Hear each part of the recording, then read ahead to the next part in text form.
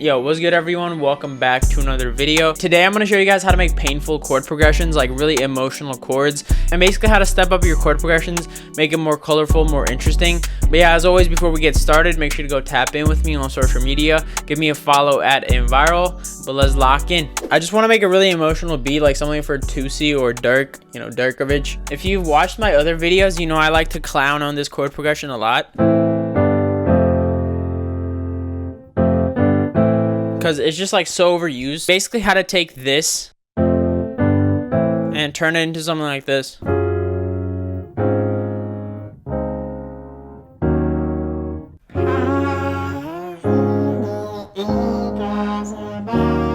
I think I killed everybody in the game last year. That's the kind of stuff I want to show you guys how to do. And like, if you don't know that song, come on, man. Like, so the first thing to add color is like, you got to add some extensions to your chord. So this is a regular C major chord, but what I'm going to do is I'm going to add the 7th. That already makes it like way better. And then you could also add your 9 or your 11, your 13. That's a lot of color. Like, you got to be careful. Like, you know, we're not on our Bob Ross shit yet, so you got to be careful with the colors. Like, focus on the RGBs first. Focus on your primary colors first. Don't go crazy with it. You can also add a 7th to any minor chord. So, you know, in C minor, if I add my 7th. So now if I play the same progression using 7ths, we get something like this. It sounds more full and more emotional, but now it sounds kind of disorganized because like there's just kind of random stuff going on. So as I said before, you can have either a major 7, you know, this is a major chord, and then I add a 7th, or you can have a minor 7, minor chord, and then I add a 7. So any 7th chord, you can voice it differently. That means like I can move any of these notes around. So this is the first 7th chord voicing that I want to show you guys, compared to like regular. It just sounds more like wide. Just play a regular 7 chord, and then what you want to do is take your 7th and move it an octave down. So then you get this, you get a really dissonant kind of interval over here. It's still the same chord though. And then what you're gonna do is remove your root. So just remove the first note. So you're gonna have this now. So then lastly, what I'm gonna do is just play the root an octave down. And you can have this for any chord. So like F major 7, I just take my 7th, move it an octave down. I have this, and then I take my root, move it an octave down. I have that. It's just way more open. And like with any other chord, or like D minor 7, take my 7, move it an octave down. You get that, and then I take my root, move it an octave down. So it's just transposing 2 notes octaves down, and you get a really cool voicing. So now by using those, I can play something like this.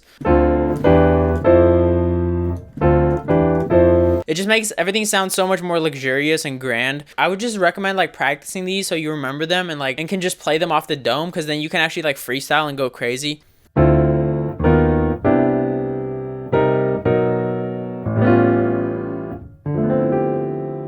So then once you got that mastered, you can add another color note to kind of sauce it up even more. So we take this root voicing, go to the juiced up version.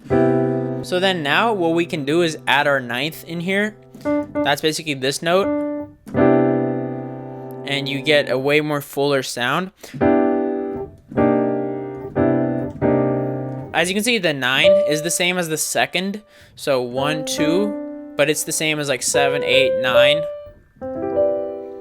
What I'm doing is like, I'm playing this voicing again and adding my 7th over here. And then I'm adding my 9. So instead of over here though, I'm adding it down here.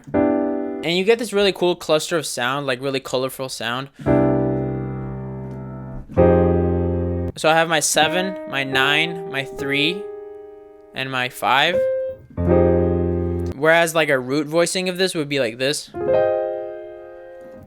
Let's take a moment of silence to pray for this L that OBS just handed me. I was locked in going crazy, and it turns out it wasn't even recording. So I'm just gonna try to break down this melody, break down the lockathon process. So I just applied all those melody tips that I was talking about.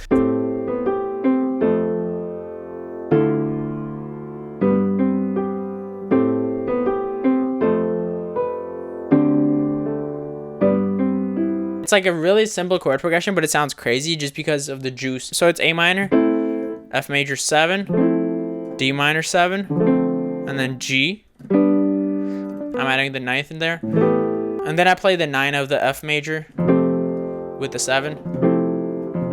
I'm playing a lot of dissonant intervals.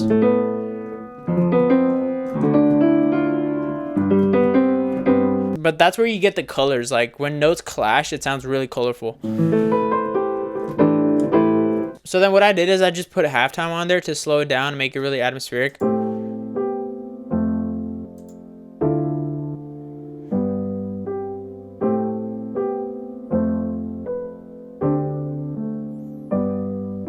So after I got that, I wanted to go for a little classic Pain kind of sound, and I added this electric guitar.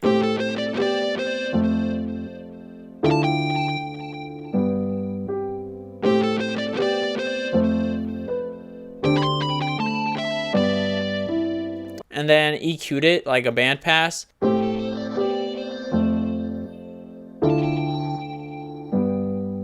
That just added unbearable pain to this melody. Like, I don't know if I can keep going, honestly. So then next I wanted to make a B section, so I put the main piano on a low pass and added this pad from Expand.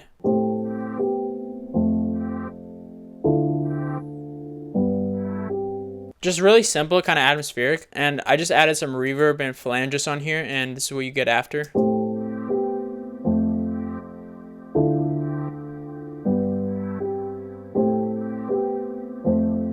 So then next, as you can see, there's a lot of gaps between these pad notes that I wanted to fill. So I added this bell pad from my one-shot kit called Bubbles. That's what it sounds like, but I just kind of reversed it, and this is what you get after. And with this, I just played a really simple kind of dissonant layer.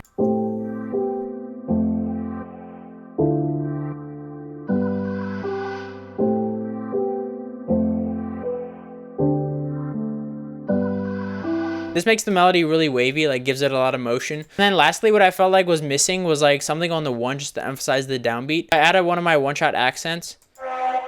This one. Life is a waterfall, run in a river, run again, I found a phone.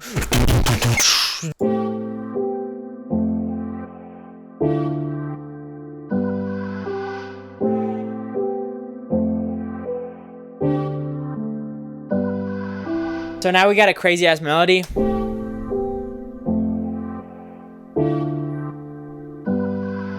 Alright, now we gotta add some drums ASAP. That's what's gonna determine if this beat is like a Durk beat or like a Blade beat. Cause like this melody is like hella wavy right now.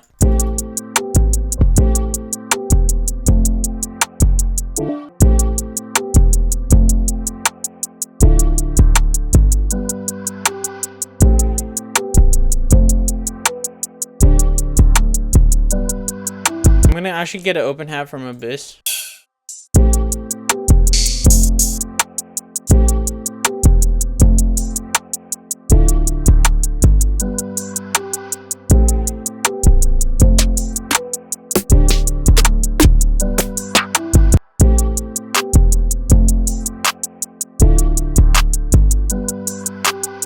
Now let's get a hard snare to layer with this.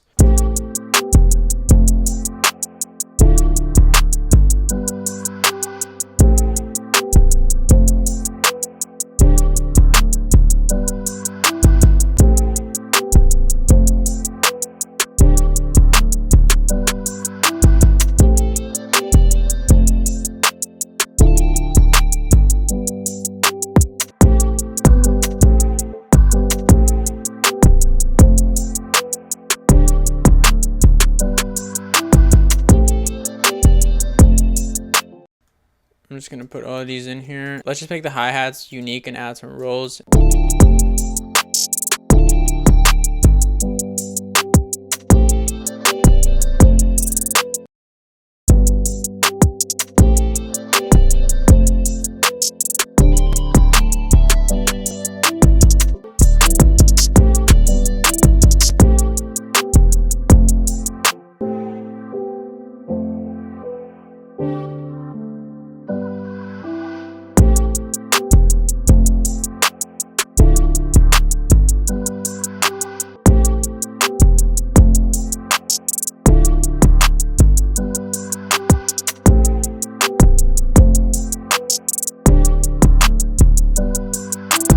That's all I have for this video. If you guys enjoyed it and learned some sauce, make sure to run up this video, give it a like. And if you're not subscribed already, you're definitely tweaking, because I'm gonna be dropping sauce all year. So if you don't want to miss any sauce, make sure to subscribe. But that's all I have for today, and I'll see you guys in the next one. Peace out.